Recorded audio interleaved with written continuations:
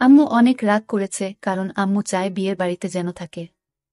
বিয়ের দিন সারাদিন ছুটি আছে বলে আব্বু চলে যায়। আমি 11টায় ঘুম থেকে উঠে দেখি সেজেগুজে বসে আছে খালার বাসায় যাবে এবং সেখান থেকে মেয়ের বাড়িতে কিছু জিনিস নিয়ে যেতে হবে। আমাকে দেখেই বলে কিরে আজ অন্তত একটু তাড়াতাড়ি উঠলে কি হয়।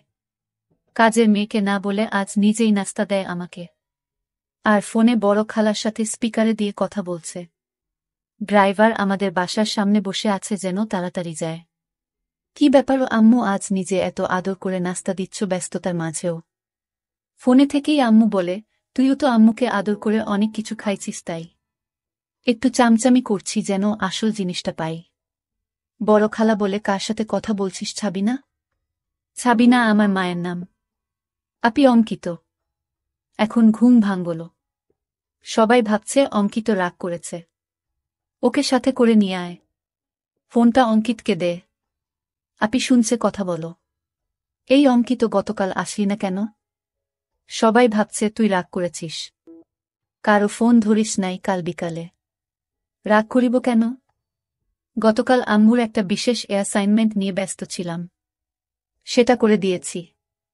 তাই আম্মু আজ খুব খুশি। 2টার আগেই চলে যাব খালা। আমার নাস্তা শেষ হতেই আম্মু এসে বলে, এই অঙ্কিত, আমরা আবার কখন করব সেটা ভেবেছিস? এত ব্যস্ত হচ্ছ কেন? এই 3 দিন আমরা খুব ব্যস্ত থাকব। ওমা 3 দিন? ড্রাইভার বাহিরে বসে আছে। এখন যাও। দেখি সময় করে একটা কিছু করে দিব। কাজের মেয়েকে 3 দিন ছুটি দিয়ে আম্মু বলে যা তোর স্বামীর সাথে এনজয় করো। 2000 টাকাও হাতে দেয়। শান্তা নামের কাজের মেয়েটা আমাদের পরিবারের খুব ভালো সম্পর্ক। আমরা সবাই নিজের মতোই ভালোবাসি। শান্তা বলে আমি আগামীকাল বড় খালার বাসায় যাব কথা হয়েছে। আমি খালাকে বলেছি কাজে সহায়তার জন্য। তাহলে তো খুব ভালো। আমাকে না জানিয়ে তোরা সব ঠিক করে ফেলেছিস। খালা আমাকে চিঠি দিয়ে দাওয়াত দিয়েছে। অনেক কাজ আছে না? সোহান ভাইয়া অনেক ভালো মানুষ তাই উনার বিয়েতে সাহায্য করতেই হবে। ঠিক আছে যা। বাহিরে ড্রাইভারকে গিয়ে বলো আমার 5 মিনিট লাগবে। তুইও দাঁড়িয়ে থাক। তোকে নামিয়ে দিব। আমাকে আম্মু বলে অঙ্কিত একটু উপরে আয়তো তাড়াতাড়ি বলে সিঁড়ি দিয়ে চলে যায়। আমি উপরে যেতেই আমার বলে অঙ্কিত যেতে মন চাইছে না।